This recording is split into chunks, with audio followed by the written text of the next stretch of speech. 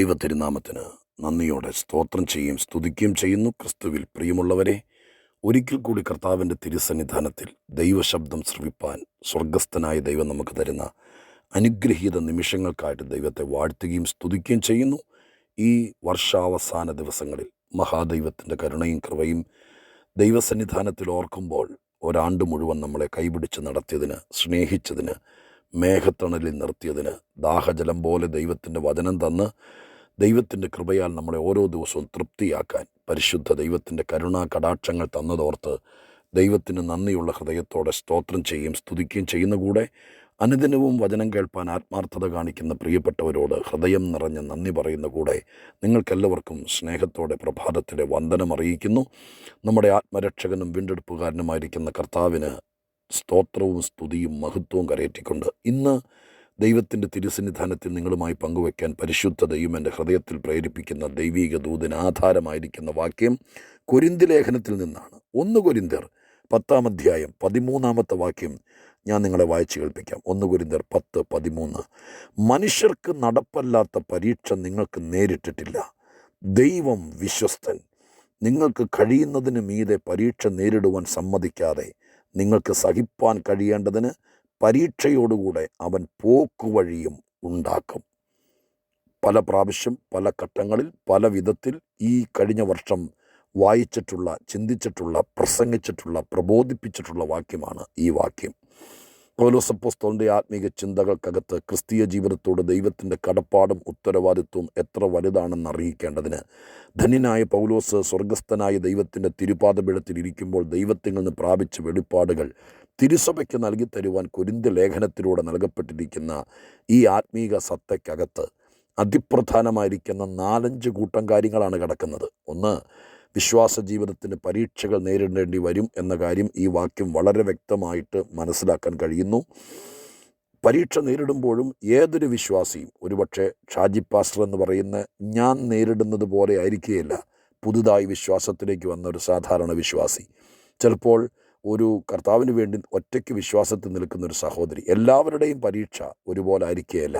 ഓരോരുത്തർക്കും അവരവരുടെ കപ്പാസിറ്റി അനുസരിച്ച് താങ്ങാൻ കഴിയുന്നതിന് മീതെ പരീക്ഷ വരാൻ ദൈവം സമ്മതിക്കില്ല.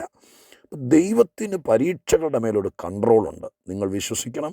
സാത്താനോ പിശാചോ പോരാട്ടമോ പോർവിളിയോ എന്തു തന്നെയാണെങ്കിലും നമ്മുടെ ദൈവത്തിന് ഏതൊരു പരീക്ഷയുടെ മേലും ഒരു കൺട്രോളുണ്ട്. നമ്മുടെ യഥാർത്ഥത്തിലെ സ്ഥിതി അറിയുന്നത് സ്വർഗത്തിലെ ദൈവം മാത്രമാണ്, നമ്മുടെ കർത്താവ് മാത്രമാണ്. എനിക്ക് എത്രത്തോളം മാനസിക ഭാരങ്ങൾ താങ്ങാം, എനിക്ക് എത്രത്തോളം പ്രതിസന്ധികളെ നേരിടാം, എത്രത്തോളം പ്രശ്നങ്ങളെ എനിക്ക് വഹിക്കാൻ കഴിയുമെന്ന് എൻ്റെ ജീവിത പങ്കാളിക്കോ, എൻ്റെ അപ്പനോ അമ്മയ്ക്കോ, എൻ്റെ കുഞ്ഞുങ്ങൾക്കോ, എൻ്റെ കൂടെ നടക്കുന്നവർക്കോ അറിയില്ല. പക്ഷെ എൻ്റെ ദൈവത്തിനറിയാം എൻ്റെ മേൽ എത്രത്തോളം ഭാരം വെച്ചാൽ ഞാൻ താങ്ങും. അതിനപ്പുറത്തേക്ക് 1 സെൻറ്റിമീറ്റർ, 1 ഗ്രാം കൂടിയാൽ എനിക്ക് താങ്ങാൻ പറ്റത്തില്ല എന്നത് നന്നായി എൻ്റെ മനസ്സറിയുന്ന, എൻ്റെ കപ്പാസിറ്റി അറിയുന്ന, എൻ്റെ കഴിവറിയുന്ന, എൻ്റെ ഹൃദയം അറിയുന്നൊരു ദൈവമാണ് എൻ്റെ ദൈവം. അതുകൊണ്ട് ദൈവമക്കളോട് ആദ്യം തന്നെ പറയാം, ദൈവമാണ് എല്ലാം അനുവദിക്കുന്നത്. ഏത് പിശാചോ, ഏത് മനുഷ്യനോ, ഏത് ദുഷ്ടനോ എന്തൊക്കെ നമ്മുടെ മേൽ ഭാരമായി ചാക്കുകെട്ടുപോലെ വെച്ച് കെട്ടാൻ നോക്കിയാലും നമ്മുടെ മേൽ അധികാരമുള്ള കർത്താവിനറിയാം നിനക്ക് ചുമക്കാൻ കഴിയാത്തൊരു ഭാരം നിൻ്റെ മേൽ വയ്ക്കാൻ സ്വർഗത്തിലെ ദൈവം ആരെയും അനുവദിക്കത്തില്ല എന്ന കാര്യം ദൈവസന്നിധിയിൽ നമുക്ക് വിശ്വസിക്കാൻ കഴിയുന്നതാണ്. അതിലുപരി 2 കാര്യമാണ് ഈ വാക്യത്തിനകത്ത് നിന്ന് പ്രതിപാദിക്കാൻ വേണ്ടി പരിശുദ്ധാത്മാവൻ്റെ ഹൃദയത്തിൽ പ്രേരിപ്പിക്കുന്നത്. ഒന്ന്, ഇവിടെ എഴുതിയിരിക്കുന്നു, മനുഷ്യർക്ക് നടപ്പല്ലാത്ത പരീക്ഷ നിങ്ങൾക്ക് നേരിട്ടിട്ടില്ല. നേരിട്ടിട്ടില്ല എന്ന വാക്ക് 2 പ്രാവശ്യം ഈ വാക്യത്തിനകത്ത് ആവർത്തിക്കുന്നുണ്ട്. ഞാൻ ഇങ്ങനെ പറയുകയാണ്, ഒരു ജീവിതം 70 80 വർഷം തീരുമ്പോഴേക്കും എന്തെല്ലാം കാര്യങ്ങളെ നേരിട്ടാലാ? പ്രശ്നങ്ങളെ നേരിടാതെ ജീവിച്ച് തീർക്കാമെന്ന് ഇവിടെ ആരും വ്യാമോഹിക്കണ്ട. അനവധി വിഷയങ്ങളെ ഞാനും നിങ്ങൾ നേരിട്ട് കഴിഞ്ഞു. ഇനിയും പലതും നേരിട്ടെങ്കിലേ നമുക്ക് ജീവിതം പൂർത്തീകരിക്കാൻ പറ്റുള്ളൂ. അപ്പോൾ ഒരുപാട് വിഷയങ്ങളെ നേരിടണം. വേദപുസ്തകത്തിൽ എത്രയോ ആളുകൾ എന്തെല്ലാം കാര്യങ്ങളെ നേരിട്ടു. ദാവീദ് സിംഹത്തെ നേരിട്ടു, കരടിയെ നേരിട്ടു, ഗോലിയാത്തിനെ നേരിട്ടു. എബ്രായ ബാലന്മാർ തീച്ചൂളയെ നേരിട്ടില്ലേ? ദാനിയേൽ സിംഹക്കൂട്ടത്തിനകത്ത് വീണ് സിംഹങ്ങളെ നേരിട്ടില്ലേ? നേരിട്ടു എന്ന് പറഞ്ഞതൊരു മൽപ്പിടുത്തം നടത്തിയെന്നുള്ളതല്ല, ആ ഒരു സന്ദർഭത്തെ ഫേസ് ചെയ്യേണ്ടി വന്നില്ലേ? ദുഃഖവും അപമാനവും നിന്ദയും വേദനയും രോഗവും പരീക്ഷയും പരിശോധനയും എല്ലാം നേരിടേണ്ടി വന്നിട്ടില്ലേ നമുക്ക്? എന്തെല്ലാം കാര്യങ്ങൾ, ഒരിക്കലും കേൾക്കാൻ പാടില്ലാത്ത വാർത്തകൾ വന്നപ്പോൾ നമ്മളതിനെ നേരിട്ടില്ലേ? ഒരിക്കലും കാണാൻ പാടില്ലാത്തത് കണ്ടപ്പോൾ നിങ്ങൾ ചിലരത് നേരിട്ടില്ലേ? ഒരിക്കൽ പോലും അങ്ങനെ സംഭവിക്കല്ലേ എന്നോർത്ത് ഓടിച്ചെന്നപ്പോൾ സംഭവിച്ചു കഴിഞ്ഞിരുന്നു, നേരിട്ടില്ലേ? എത്രയോ കാര്യങ്ങൾ നേരിടേണ്ടി വന്നു, നേരിട്ടിട്ടുണ്ട്. ഈ വാക്ക് നമുക്ക് തരുന്ന ഉറപ്പ്, പൗലോസ് പറയുന്നു, ചില വിഷയങ്ങൾ നേരിടുമ്പോഴാണ് ദൈവം വിശ്വസ്തനാണെന്ന് നമുക്ക് മനസ്സിലാകുന്നത്. അങ്ങനെയല്ല ഈ വാക്യം വായിക്കേണ്ടത്.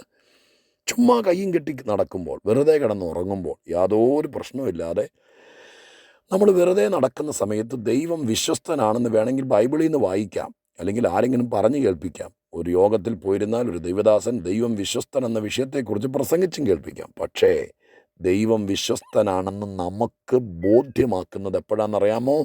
സ്വർഗത്തിലെ ദൈവം നമ്മൾ ചില പ്രശ്നങ്ങൾ നേരിടുമ്പോൾ ദൈവം വിശ്വസ്തനാണെന്ന്, നമ്മളെ ചിലർ വലിച്ചെറിയുമ്പോൾ, നമ്മളെ ചിലർ തകർക്കാൻ വേണ്ടി ആയുധം സമ്പാദിച്ച് നമുക്ക് വിരോധമായി പ്രതിസന്ധികൾ ഒരുക്കുമ്പോൾ, നമുക്കും നമ്മുടെ കുടുംബത്തിനുമെതിരെ കല്ലുവാരി എറിയുന്നത് പോലെ ചില പ്രതികൂലങ്ങൾ എറിയുമ്പോൾ, ആ സമയത്താണ് വാസ്തവത്തിൽ മനസ്സിലാക്കാൻ കഴിയുന്നത് ദൈവം വിശ്വസ്തനാണെന്ന്.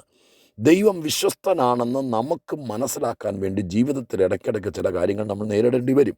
ഇന്ന് ഈ ഡിസംബർ മാസത്തിൻ്റെ 26-ാം തീയതി, ഈ വർഷാവസാന ദിവസങ്ങൾ, ജീവിതത്തിൽ ഇന്ന് വരെ നേരിട്ടിട്ടില്ലാത്ത ചില വിഷയങ്ങൾ 2023 നിങ്ങൾ നേരിട്ടു, ഇപ്പോഴും നേരിട്ടുകൊണ്ടിരിക്കുകയായിരിക്കാം. പേടിക്കരുത്.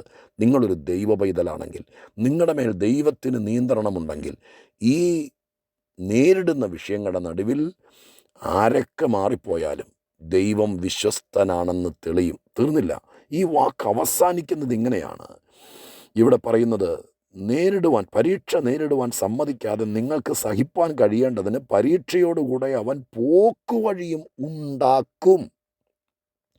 ഉണ്ടാകും എന്നല്ല, ഉണ്ടാകുമായിരിക്കും എന്നല്ല, ഉണ്ടാക്കും എന്ന് പറഞ്ഞാൽ ഈ പരീക്ഷ നേരിടുന്ന സമയത്ത് പോക്കുവഴി എന്ന് പറയുന്നൊരു വഴിയില്ല. നമ്മൾ ഈ പോക്കുവഴിയെക്കുറിച്ചൊക്കെ നേരത്തെ എൻ്റെ സന്ദേശങ്ങൾ വർഷങ്ങളായി കേൾക്കുന്ന ആളുകൾക്കറിയാം. എക്ബാക്സിൻ എന്നൊരു വാക്ക് നമ്മൾ ഗ്രീക്കിൽ നിന്ന് പറഞ്ഞു. ഒത്തിരി പേരുടെ മനസ്സിൽ ആ വാക്ക് ഇപ്പോഴും കിടക്കുന്നുണ്ട്. എക്ബാക്സിൻ എന്ന വാക്കാണ് പോക്കുവഴി എന്നതിന് കൊടുത്തിരിക്കുന്നത്. ആർക്കും അറിയാതെ മറച്ചിട്ടിരിക്കുന്ന എന്നൊക്കെയാണ്, മൂടിയിട്ടിരിക്കുന്ന വഴി, ആരും കണ്ടിട്ടില്ല എന്നൊക്കെയാണ് ആ വാക്കിൻ്റെ അർത്ഥം. പക്ഷെ ആ വാക്കല്ല ഇന്ന് ചിന്തിക്കുന്നത്. ഉണ്ടാക്കും എന്നൊരു വാക്ക് നിങ്ങൾ കണ്ടോ? ആ വാക്കിൻ്റെ അർത്ഥം എന്താ? ഈ പരീക്ഷയ്ക്കകത്ത് കയറുന്ന സമയത്ത് ഇങ്ങനൊരു വഴിയില്ല, ഈ പരിശോധനയിൽ കയറുന്ന സമയത്ത് ഇങ്ങനൊരു വഴിയില്ല. പക്ഷേ സ്വർഗസ്ഥനായ ദൈവം അങ്ങനൊരു വഴി ഉണ്ടാക്കുകയാണ്. എന്നെ കേൾക്കുന്ന പ്രിയപ്പെട്ടവരെ, ഞാൻ നിങ്ങളെ ഓർപ്പിക്കാം, ഒരുപാട് വഴികളുണ്ടായത് ചില വിഷയങ്ങൾ നേരിടുമ്പോഴാണ്.